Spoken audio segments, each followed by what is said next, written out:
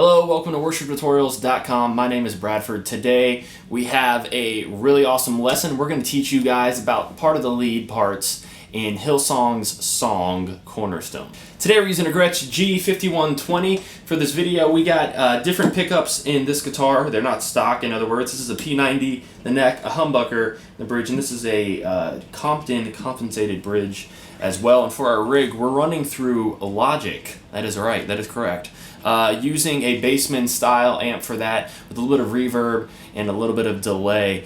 For a live situation, hey, use the same setup. But reverb and delay is the basic thing that you really need. We're not doing anything fancy with that. It'll give you a great sound for when you're playing these parts. Cornerstone has a lot of that ambient kind of space that this sound works great for. Maybe just a little bit of overdrive in the choruses, but on the couple lead parts we're showing you, you will be set just right. So, with that, let's hop on in. As we've mentioned in some of our other videos, a lot of lead parts can be based off of shapes of chords or scales, and this is one perfect example of that. There are a couple ways to play this, but I want to give you guys two ways that I use it because it helps me separate how to play the parts very well. I am going to be using the A minor pentatonic scale backwards pretty much. And that's in a video, and also the C major scale, which is kind of more on the upper register of the guitar and more on the top side of the scale. We're going to be... So, very easy. If you have any questions about those scales, we have videos for that you're going to want to check out. We'll have the link up there for you. So we're going to jump right into the actual lead part. If you know how the song goes, you're going to know that this has a very strong piano intro. I like to double it personally with the piano. We actually use click tracks where I'm at, and so I just double it myself. But if you don't have a piano player, as some churches don't, this is going to be perfect for you. We're starting here kind of on the top end rather, of the minor pentatonic scale, and if you play it backwards and add some extra notes, it's going to sound like a major scale. So here's it. So that sounds like a major scale. Alright, so we're starting on the B string here on the 6th fret to the 5th fret. Then we're going to the G string playing on the 7th fret to the 5th fret. Alright, and so those are the notes we're using. And almost playing it just like that. But we're going to play a few notes, a little extra here though, you'll see. Really easy. Each note twice, that's all it is. So it'll be on the B string 6 6 5 5 to the G string 7 7 5 5. And what I do is I play that same thing with it. I guess it's about 4 times.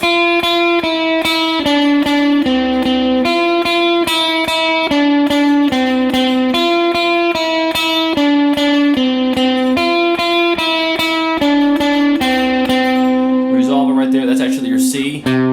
So that's kind of what you do in the intro and a couple of turnarounds as well. So that's also the same part. Maybe you're the only electric guitarist and you want that sound. Maybe it's just a 3-piece. Maybe it's electric bass, drums, and acoustic, and you want that sound, but you got to keep that driving going. There is a really easy way to do that as well. Here, if you're playing your C chord, which is what the key the song is in, you're going to do kind of like a suspended C chord, is what it is, but you're going to accentuate that extra note. So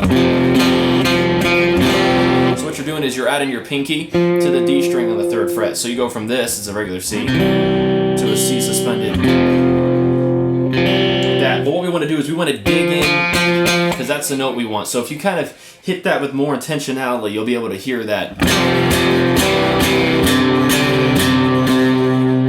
So you'll play that, lift your pinky up to like a regular C right there, and that note on the D string, that's going to be what you want. And then if you lift your second finger up, you're going to be playing an open D string. That's the next note. And then you want to hit that C on your A string, which is on the 3rd fret. So it'll be like this. Like that. So you can dig in a little more when you're crashing it out with your band and the turnarounds and stuff. It sounds really good, especially towards the end of the song. But that'll get you the basic lead part, the intro, the turnarounds, the Cornerstone. Well, next part we're going to talk about is kind of the solo section. In the middle of the song, it gets really quiet. It's really just like pads laying down there. Really nice little part before the band starts coming in and your vocalist starts singing the chorus again. What we're using here is the top end of the C major scale. We're not going to really veer too far about those notes like that, not in that order. But we're going to start here on the B string on the 10th fret. Well, then we're going to go to the E string on the 8th fret, down to the 7th fret, and then back to the B string on the 8th fret. Okay, and then back, that's a little kind of like the home piece, if you will. And actually, more specifically, we'll be going to this part a few times. It's the 10th fret on the B string, the 8th fret on the E string, the 7th fret on the E string as well. Okay, so we're going to start here on the 10th fret on the B string. Now, a note to know is that we're going to, for the most part, hit each note 4 times. There's a couple parts where we're doing like a turn, so you're going to only do it twice, and one part we're actually doing it 8 times. But we'll get there. Just as a basic rule of thumb, though, here we go. 10th fret, B string. To the E string on the 8th fret. To the 7th fret. To the B string, 8th fret. 10th fret on the B string. To the 8th fret on the E string. 7th fret. 2 times on the 12th fret, 2 times on the 10th. Back to the 10th fret on the B string. 8th fret on the E string. Then 7th fret on the E string 8 times. And then up to the 8th fret again. That's your C, so we're resolving that 4 times.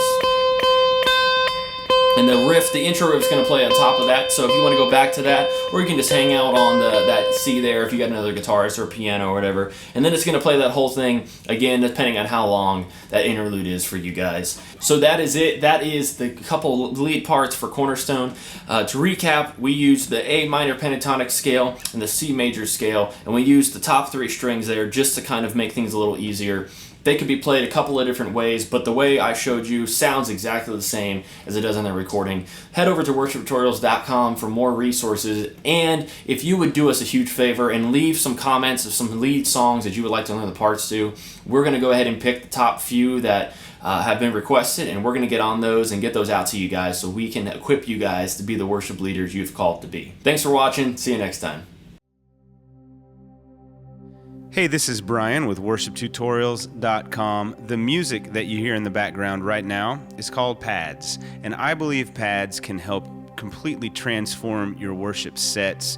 They can help you create awesome environments. They can really help you with transitions and just help make everything smooth. So what pads are is a sound bed that helps create warmth and atmosphere. If you head over to worshiptutorials.com by clicking the link here in the video, you can sample the pads, you can listen to the actual sounds that you will get, you can play along to them to see how they might work in your workflow. What you get are 12 MP3 files. They're 20 minutes long each. There is one file for each of the 12 major keys. These pads are not progression specific, so that means you don't need a click track. For example, if you're playing a song in the key of G, you can just play the key of G pad underneath your song, and anything you play in that key will just fit right in. It'll be seamless, and they just sound great. So head over to Worship Tutorials, check them out. I hope that these are helpful for you. Thanks.